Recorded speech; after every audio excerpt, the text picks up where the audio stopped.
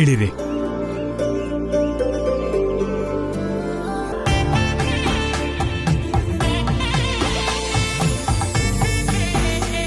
ರಾಧಿಕಾ ಅವರೇ, ನಿಮ್ಗೊಂದು ವಿಷಯ ಹೇಳ. ಸಂಸಾರ ಚೆನ್ನಾಗಿರ್ಬೇಕು ಅಂದ್ರೆ ಒಬ್ರನ್ನೊಬ್ರು ಅರ್ಥ ಮಾಡ್ಕೊಳ್ಳೋ ಮನ್ಸಿರ್ಬೇಕು. ಅದೇ ಡ್ರೈವಿಂಗ್ ಕಲಿಬೇಕು ಅಂದ್ರೆ ಇಂಥ ಪ್ರಶಾಂತವಾಗಿರೋ ಪ್ಲೇಸ್ ಇರಬೇಕು. ನೋಡ್ತಾ ಇರಿ, ಡ್ರೈವಿಂಗ್ ಅಲ್ಲಿ ನಿಮ್ನ ಎಷ್ಟು ಪರ್ಫೆಕ್ಟ್ ಮಾಡ್ತೀನಿ ಅಂತ. ನನಗ್ ಗೊತ್ತೇ ಇಲ್ವಲ್ಲ ರೀ. ಪರವಾಗಿಲ್ಲ ಬಿಡಿ, ಗೊತ್ತಿಲ್ಲದೆ ಇರೋದನ್ನ ಬೇಗ ಕಲ್ತ್ಕೋಬೇಕು ರಾಧಿಕಾ ಅವರೇ. ಬರ್ದಿರೋದನ್ನ ಅವಕಾಶ ಸಿಕ್ಕ ತಕ್ಷಣ ಕಲ್ತು ಬಿಡ್ಬೇಕು. ನೀವು ಬನ್ನಿ, ಬನ್ರಿ, ಬನ್ನಿ, ಕೂತ್ಕೊಳ್ಳಿ ಪ್ಲೀಸ್. ಇದು ಸ್ಟಾರ್ಟ್ ಬಟನ್, ಇದು ಕ್ಲಚ್, ಓಕೆನಾ? ಆಮೇಲೆ ಗಾಡಿ ಕಲಿತಿರ್ಬೇಕಾದ್ರೆ ಎಕ್ಸಿಲೇಟರ್ ಸಾರಿ ಒಂದೇ ಸಲ ಕೊಡಬಾರ್ದು, ಮೆಲ್ಲಿಗೆ ನಿಧಾನವಾಗಿ ಕೊಡಬೇಕು. ಈ ಡ್ರೈವಿಂಗ್ ಕೂಡ ಒಂದ್ ಸಂಸಾರದ ಥರನೇ, ಅರ್ಥ ಆಗೋ ತನಕ ಕಷ್ಟವಾಗಿರುತ್ತೆ. ಅರ್ಥ ಆದ್ಮೇಲೆ ಯಾವ ಅಡೆತಡೆ ಬಂದ್ರೂ ಮುಂದಕ್ಕೆ ಹೋಗುತ್ತೆ. ಓಕೆನಾ? Okay, cool. ರಾಧಿಕಾ ಅವರೇ, ನೀವೇನು ಟೆನ್ಷನ್ ಆಗ್ಬೇಡಿ, ನಿಮ್ಮಲ್ಲಿರೋ ಭಯನ ಬಿಟ್ಬಿಡಿ. ಅದ್ಭುತವಾಗಿ ನೀವು ಡ್ರೈವಿಂಗ್ ಅಲ್ಲಿ ಎಕ್ಸ್ಪರ್ಟ್ ಆಗೋ ಥರ ನಾನ್ ಮಾಡ್ತೀನಿ. ಓಕೆ? ಈಗ ಮೆಲ್ಲಿಗೆ ಆಕ್ಸಿಲರೇಟರ್ ಮೇಲೆ ನಿಮ್ ಕೈ ಇಡಿ.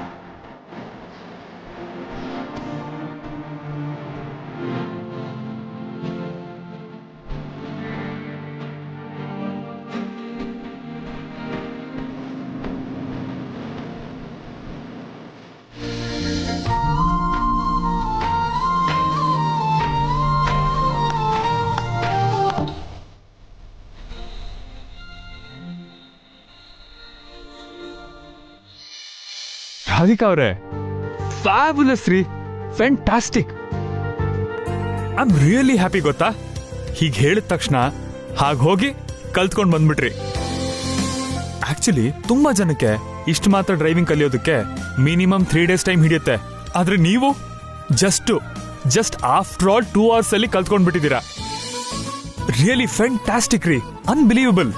ಕೈಲಾಶ್ ಅವರೇ, ನಾವ್ ಬಂದು ಆಗ್ಲೇ 2 ಗಂಟೆ ಆಗ್ತಾ ಬಂತು. ಮನೆಗೆ ಹೋಗಣ್ವಾ? ಅತ್ತೆ ಅವ್ರು ಬಂದ್ಬಿಟ್ರೆ ಚೆನ್ನಾಗಿರಲ್ಲ. ಒಳ್ಳೆ ಕಥೆ ರಾಧಿಕಾ ಅವರೇ. ನಾನು ಅಷ್ಟೊಂದು ಇಂಪಾರ್ಟೆಂಟ್ ಮೀಟಿಂಗ್ ಕ್ಯಾನ್ಸಲ್ ಮಾಡ್ಕೊಂಡಿದ್ದು ನಿಮ್ಗೋಸ್ಕರ ತಾನೆ. ಇನ್ ಸ್ವಲ್ಪ ಹೊತ್ತು ಟೈಮ್ ಸ್ಪೆಂಡ್ ಮಾಡಿದ್ರೆ ಇನ್ನೂ ಪರ್ಫೆಕ್ಟ್ ಆಗಿ ಕಲಿಬೋದಲ್ವಾ?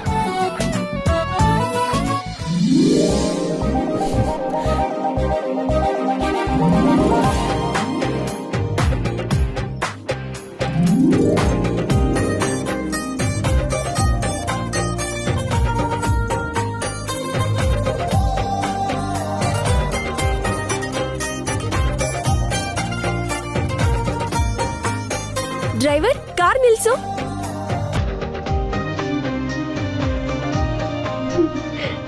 ಅತ್ತೆ, ಒಂದ್ಸಲ ಅಲ್ಲಿ ನೋಡಿ.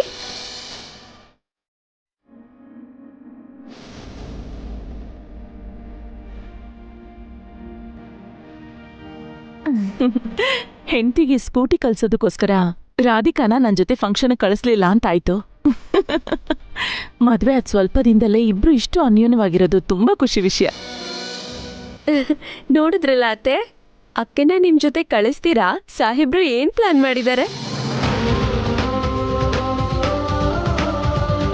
ಹೋಗ್ಲಿ ಬಿಡು ಪ್ರಿಯಾ, ಮಗ ಸೊಸೆ ಅನ್ಯೋನ್ಯವಾಗಿರೋದಕ್ಕಿಂತ ನನಗೆ ಬೇರೆ ಇನ್ನೇನ್ ಬೇಕು ಹೇಳು? ಇಷ್ಟೊಂದ್ ಪ್ರೀತಿಸೋ ಗಂಡ ಸಿಕ್ಕಿದ್ದು ರಾಧಿಕಾ ಅದೃಷ್ಟ ಅತ್ತೆ. ಡ್ರೈವರ್, ಕಾರ್ ಸ್ಟಾರ್ಟ್ ಮಾಡು.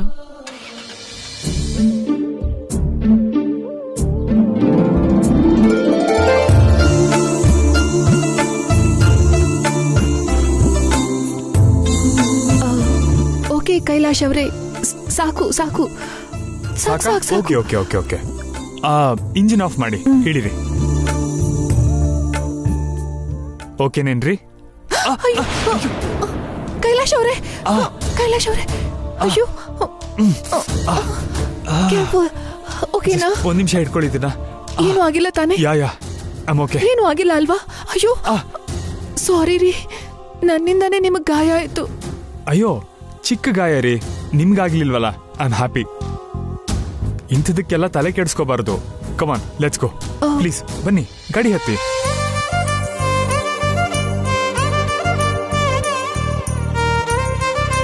ಹತ್ತಿ.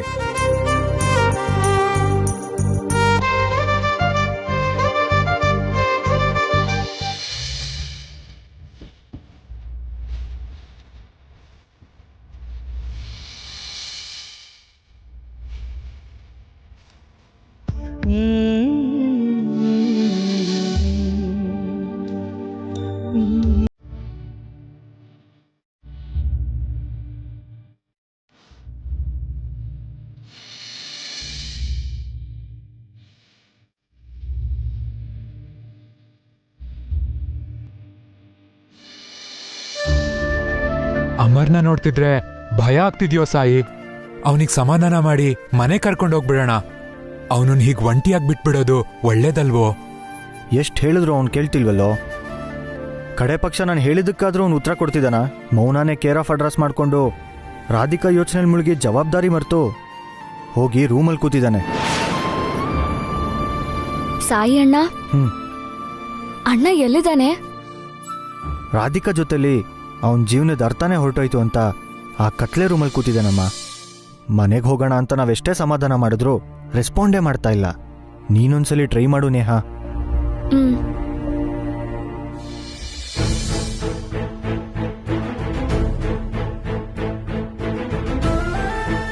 ಅಣ್ಣ, ಏನಣ್ಣ ಇದು? 3 ಹೊತ್ತು ನನ್ ಪ್ರೀತಿಸಿರೋ ಹುಡ್ಗಿ ನಿನ್ನ ಬೇಡ ಅಂದು ಬಿಟ್ಟು ಹೋದ್ಲು ಅಂತ ನೊಂದ್ಕೋತಿದ್ಯಾ ಹೊರತು ನಿಂಗೋಸ್ಕರ ನಾನು ಅಪ್ಪ ಎಷ್ಟ್ ಕಣ್ಣೀರ್ ಹಾಕ್ತಿದೀವಿ ಅಂತ ಯಾಕೆ ಅರ್ಥ ಮಾಡ್ಕೋತಿಲ್ಲ ನೀನು? ನಮಗ್ ಹೇಳ್ದಿದ್ರು ಪರವಾಗಿಲ್ಲ, ಕಡೆ ಪಕ್ಷ ನೇಹಾಗಾದ್ರೂ ಉತ್ತರ ಹೇಳೋ. ಪ್ಲೀಸ್ ಅಣ್ಣ, ಇದ್ ಕರೆಕ್ಟ್ ಅಲ್ಲ. ಆ ಹುಡ್ಗಿಂಗ್ ಮದ್ವೆ ಆಗೋಗಿದೆ. ನೀನ್ ಎಷ್ಟೇ ನೊಂದ್ಕೊಂಡ್ರು ಅವಳಂತೂ ನಿನ್ ಜೀವನಕ್ ಮತ್ತೆ ಬರಲ್ಲ ಅಲ್ವಾ? ಆ ಹುಡ್ಗಿನ ಮರ್ತ್ಬಿಡು ಅಣ್ಣ. ಮನೆಗೆ ಹೋಗೋಣ ನಡಿ. ನಾನೇನಾಗ್ಬಿಡ್ತೀನೋ ಅಂತ ಮನಸ್ಸು ನೋಯಿಸ್ಕೊಂಡು ನಿನ್ನ ಸ್ಟಡೀಸ್ ಹಾಳು ಮಾಡ್ಕೋಬೇಡ. ಹೋಗಿ ನಿನ್ನ ಸ್ಟಡೀಸ್ ಬಗ್ಗೆ ಗಮನ ಕೊಡು. ಹಾಗಲ್ಲ ಅಣ್ಣ, ಹೇಳ್ತಾ ಇದ್ದೀನಲ್ವಾ, ಹೋಗು. ಯಾಕೋ ಇಷ್ಟು ಮಂಡುತನ?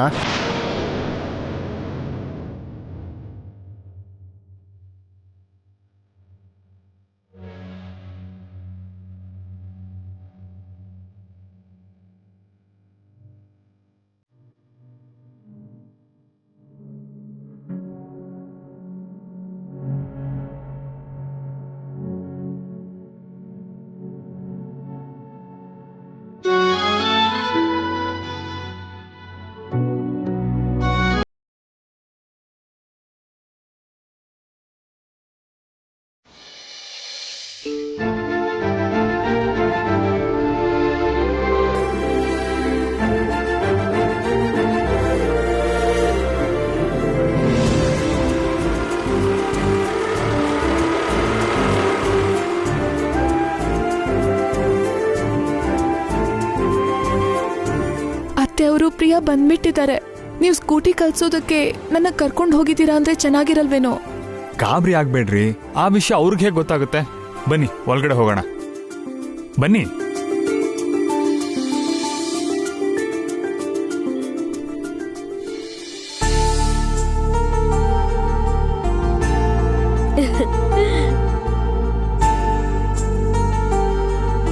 ಏನು ಪರವಾಗಿಲ್ಲ ರೀ, ನಡೀರಿ.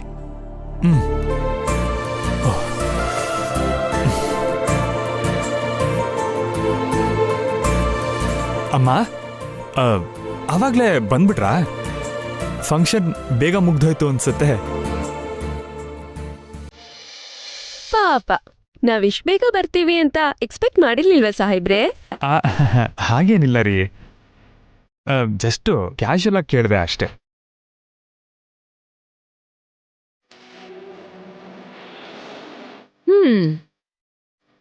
ಆದ್ರೆ ನೀನ್ ಯಾಕಂದ ಇಷ್ಟು ಬೇಗ ಬಂದಿದ್ಯಾ? ಆಫೀಸಲ್ಲಿ ಇವತ್ತು ವರ್ಕ್ ಜಾಸ್ತಿ ಇರ್ಲಿಲ್ಲ ಅನ್ಸುತ್ತಲ್ವಾ?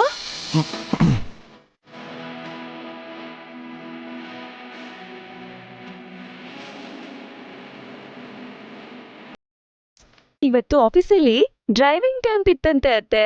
ಸ್ಕೂಟಿ ಓಡ್ಸಕ್ ಬರ್ದೇ ಇರೋರ್ಗೆ ಕಲ್ಸ್ಕೊಡ್ತಿದ್ರಂತೆ. ಆಹಾ,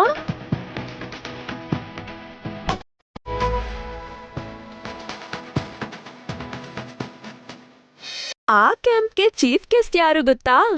ಡ್ರೈವಿಂಗ್ ಬರ್ದಿರೋ ನಮ್ಮ ಅಕ್ಕ.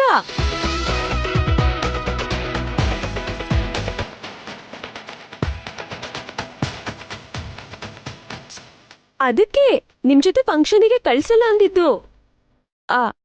ಹೌದಲ್ವಾ ಸಾಹೇಬ್ರೆ? ಡ್ರೈವಿಂಗ್ ಕ್ಯಾಂಪ್ ಯಾವುದು ಪ್ರಿಯಾ? ನಿಂಗೆ ಸಾಹೇಬ್ರು ಸ್ಕೂಟಿ ಕಲ್ಸೋದನ್ನ ನಾನು ಅತ್ತೆ ನೋಡಿದ್ವಿ ಅಕ್ಕ.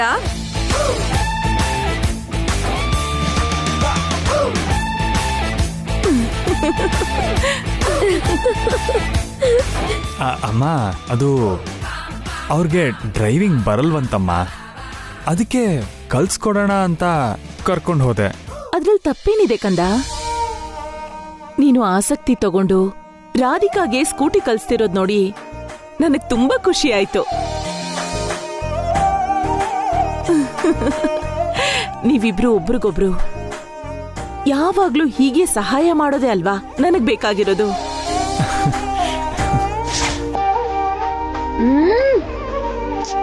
ಚೇಚೆ, ಭಾರಿ ತಪ್ಪೇ ನಡೆದ್ಬಿಟ್ಟಿದೆ. ತಪ್ಪು ನಡೆದಿದ್ಯಾ? ಏನಾಯ್ತು ಪ್ರಿಯಾ ಅವ್ರೆ? ಏನಾಯ್ತು ಅಂತಿರಲ್ಲ ಸಾಹೇಬ್ರೆ, ಬೆಳಿಗ್ಗೆ ನೀವೊಂದ್ ಒಳ್ಳೆ ಹುಡ್ಗನ್ನ ನೋಡಿ ಮದ್ವೆ ಮಾಡಿಸ್ತೀನಂತ ಮಾತ್ ಕೊಟ್ರಲ್ಲ. ಹೌದು, ಕೊಟ್ಟಿದ್ದೆ. ಮತ್ತೆ ನಾನ್ ನೋಡಿದ್ರೆ ಆತ್ರ ಪಟ್ಬಿಟ್ಟು ಯಾವತ್ತೋ ಸ್ಕೂಟಿ ಓಡ್ಸೋದ್ ಕಲ್ತ್ಬಿಟ್ಟೆ.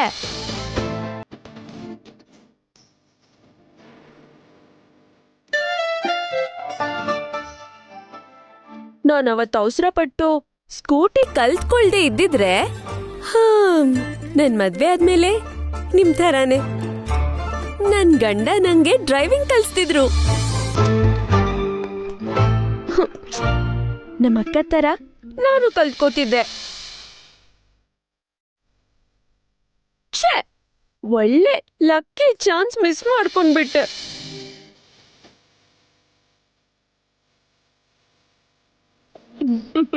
ಅಮ್ಮ ಪ್ರಿಯಾ, ಈಗ ನಿಲ್ಲಿಸ್ತೀಯಾ? ಕಂದ ಕೈಲಾಶ್, ಅಮ್ಮ, ನೀನ್ ರಾಧಿಕಾನ್ ಕರ್ಕೊಂಡ್ ಹೋಗಿ ಸ್ಕೂಟಿ ಕಲ್ಸ್ಕೊಡು. ಅಮ್ಮ, ಅಯ್ಯೋ ಅಲ್ಲ, ರಾಧಿಕಾನ್ ಕರ್ಕೊಂಡು ಒಳಗಡೆ ಹೋಗು ಕಂದ. ನಡಿ.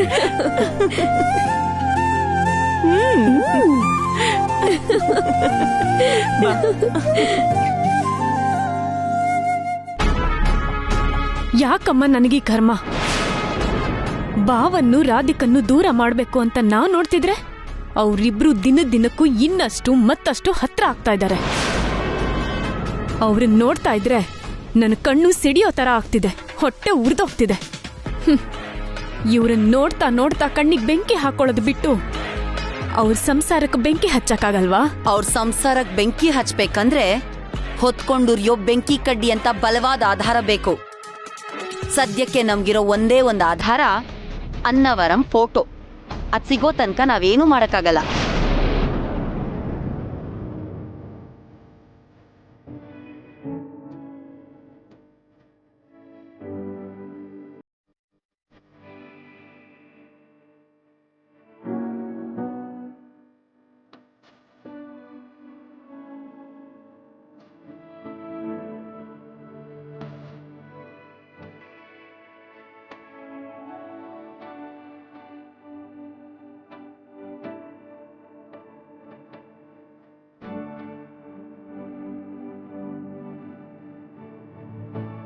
ನಮ್ಮಿಬ್ರ ವಸ್ತುನು ಬಟ್ಟೆನೂ ನಾನು ಬೇರೆ ಬೇರೆ ಕಡೆ ಇಟ್ಟಿದ್ದೆ. ಇವಾಗ ಒಟ್ಟಿಗೆ ಇದ್ದಾವೆ ಅಂದ್ರೆ ಕೈಲಾಶ್ ಅವರೇ ಇಟ್ಟಿರ್ತಾರೆ.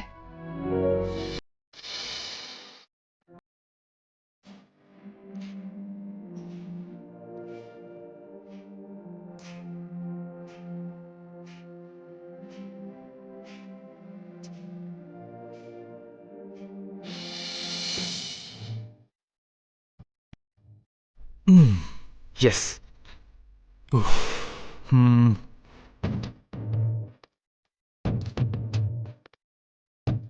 ಹ್ಮ್ ಹ್ಮ್ ಸರಿ ಹೋಗ್ತಿಲ್ಲ.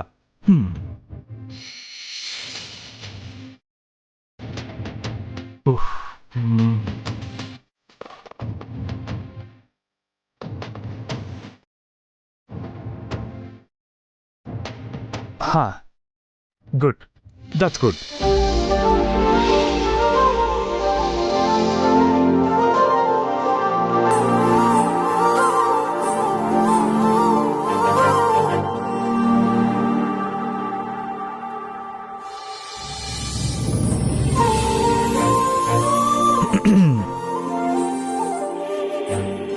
ನಮ್ಮಿಬ್ಬರ ಮಧ್ಯೆ ಸಂಬಂಧ ಗಟ್ಟಿಯಾದ್ಮೇಲೆ ನಮಗ್ ಸಂಬಂಧಿಸಿರೋ ವಸ್ತುಗಳು ಬೇರೆ ಬೇರೆ ಆಗಿರೋದು ನಂಗೆ ಇಷ್ಟ ಆಗ್ತಿಲ್ಲ. ಅದಕ್ಕೆ ನಾನೇ ಒಟ್ಟಿಗೆ ಜೋಡಿಸ್ದೆ. ಇವಾಗ ನೋಡಿ, ನಮ್ ಜೋಡಿ ಥರ ಎಷ್ಟು ಅಂದವಾಗಿ ಕಾಣ್ತಿದೆ. ಸರಿ, ಊಟ ಮಾಡೋಣ. ಹಾ, ಸರಿ.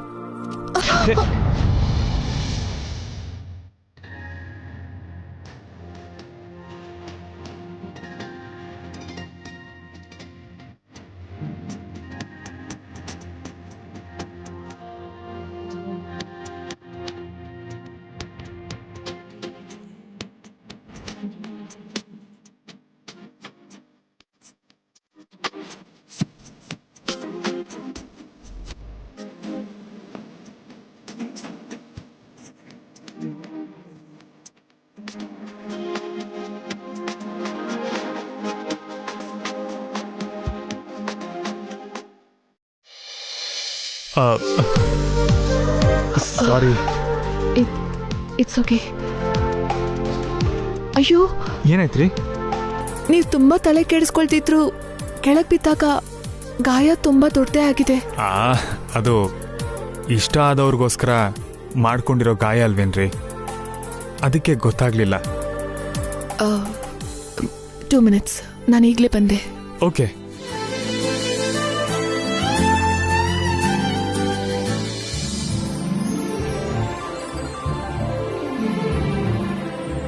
ಅಮ್ಮ ರಾಧಿಕಾ.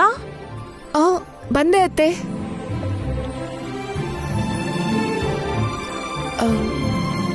ಏನತ್ತೆ?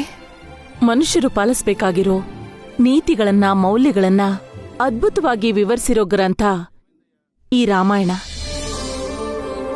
ಪ್ರತಿದಿನ ರಾತ್ರಿ ಈ ಗ್ರಂಥ ಓದೋದು ನನ್ನ ಅಭ್ಯಾಸ. ಇವತ್ತು ನಿನ್ನ ಕೈಲೇ ಓದಿಸ್ಬೇಕು ಅನ್ನಿಸ್ತಿದೆ. ಅದಕ್ಕೆ ಕೂಗಿದ್ನಮ್ಮ. ನನಗೋಸ್ಕರ ಓದ್ತೀಯಾ? ಓದ್ತೀನಿ ಅತ್ತೆ.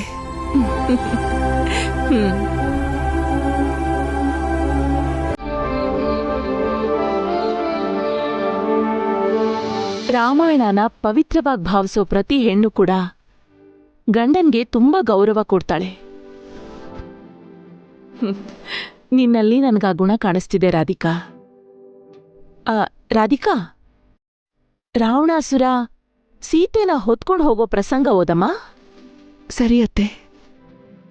ಬಂಗಾರದ ಜಿಂಕೆ ರೂಪದಲ್ಲಿದ್ದ ಮಾರೀಚ ಅದು ರಾಕ್ಷಸ ಮಾಯೆ ಎಂದು ಅರಿತುಕೊಂಡ ರಾಮ ಎಚ್ಚೆತ್ತುಕೊಂಡ.